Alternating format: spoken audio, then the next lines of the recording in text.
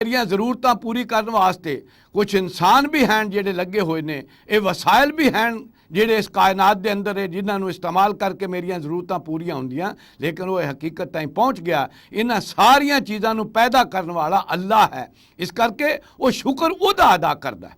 देखो ना, कोई भी शख्स अपनी रोज़ी दे वास्ते कितनी मेहनत करता है। कोई मुलाजम है तो पूरी अपना जिहड़ा महीना वो मुलाजमत करता है, मेहनत करके अपनी रोज़ी कमांदा है, फिर आके वो दुकान तो आटा खरीददा है, सब्जियां खरीददा है, उन्होंने जाके पकांदा है, और पकाने तो बाद उसनूं जदों खा के अल्लाह जिहड़ा है इख्तिताम करदा है, रोटी खांदा है, तो फिर अल्लाह दा शुक्र अदा करदा है। ना तो अपने उस दफ्तर वाले का किसी का शुक्र अदा करता, ना किसी दुकानदार का शुक्र करता, ना जमींदार का शुक्र करता कि जिन्हें कणक जिहड़ी है उगाई। उन्होंने पता है ये सारिया चीज़ां असल में पैदा करने वाला अल्लाह ही है, इस करके रोटी खाने तो बाद वो अल्लाह का शुक्र जिहड़ा अदा करता है। तो ये है कि जो इंसान इस चीज़ को जान लैंदा है कि सारा शुक्र अल्लाह ही दे वास्ते है, जिहड़ा रब है सारे जहाना का, जिहड़ा पालनहार है तो परवरदिगार है तो मुहाफिज है।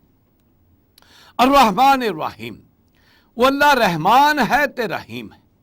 रहमान मुबालगे का सीगा है, गोया अल्लाह ताला दी रहमत ठाठे मारदा हुए समुंदर की तरह ओदी रहमत है जिहड़ी साडी शामिले हाल है। ते इस दुनिया दे विच सानू मोहलत उम्र मिली हुई है, ये अल्लाह ताला दी रहमत है जिहदी वजह तो सानू इत्थे ये मोहलत मिली है। वगरना अल्लाह ताला मालिक है, और जिहड़ा भी किसी चीज़ का मालिक हुंदा है उहदा हक है कि वही इंसान फर्मा बरदारी करे, और वह हक है कि अगर वही कोई फर्मा बरदारी ना करे तो उन्होंने फौरी तौर पर सजा दे। लेकिन अल्लाह की रहमत है जी साढ़े शामले हाल है, और मोहलत देंदी है हर फर्द नूं भी, और इस दुनिया की ये जिहड़ा मोहलत उम्र है इस पूरी कायनात की, वह भी अल्लाह ताला की रहमत का जहूर है। अल्लाह ताला दे अजाब जिहड़े आउंदे रहे ने कौमां ते, वो भी उदों ही आउंदे रहे ने कि जदों कौमां जिहड़ियां अल्लाह ताला की रहमत दे अगे रुकावट बनदियां सन, तो अल्लाह ताला उन्होंने नेस्तो नाबूद कर दिंदा सी ताकि अल्लाह की रहमत जारी रहे। और यह है वो अल्लाह ताला की रहमत जिहड़ी मोहलत उम्र सानू देंदी। इहदा ही नतीजा है कि वह रहमान ते रहीम है, उसकी रहमत मुस्तकिल है, और असल उसकी रहमत का जहूर आखिरत विच होएगा। इस करके ये ही अंदर ये मौजूद है कि आखिरत आके रहेगी, क्योंकि अल्लाह ताला ने वो दिन रखा होया अपने बंदियां नू नवाजन लई, अपने बंदियां नू सिला देण लई।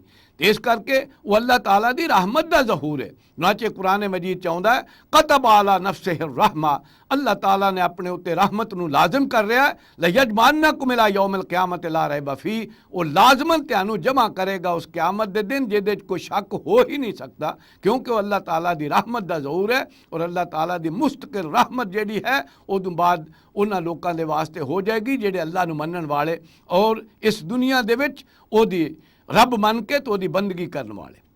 इसे का नतीजा है कि इंसान नू पता है कि अल्लाह के सामने पेश होना है, तो कहता है मालिक यौमिद्दीन, अल्लाह जिस दिन मैं तेरे सामने पेश होना उस दिन सारा इख्तियार तेरा होएगा, तू है उस दिन का मुतलक मालिक। क्यों?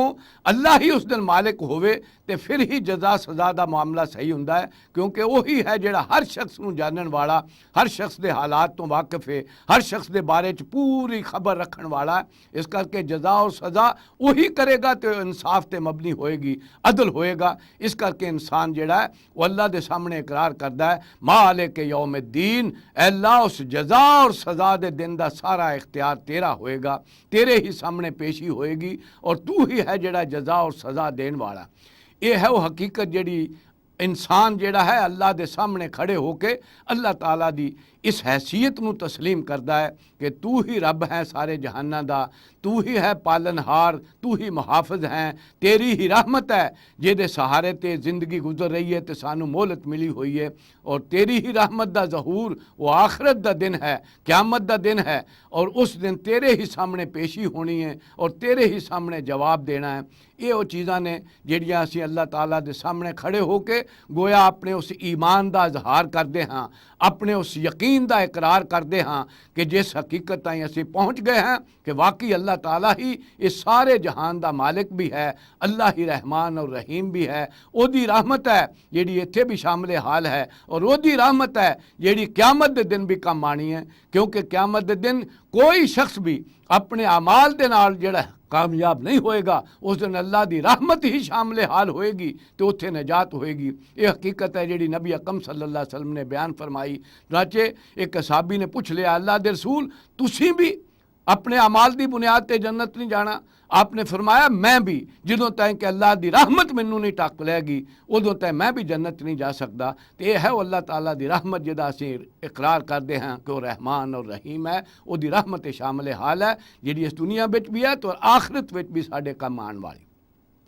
यह है इस शऊर दे नाल इंसान नू अल्लाह के सामने खड़े होकर इन्हां चीज़ों का इकरार करना चाहिए। ये 3 आयतां हैं जिहड़ियां अल्लाह ताला दी सिफत, अल्लाह ताला दी सना और अल्लाह ताला दी हैसियत का इकरार है।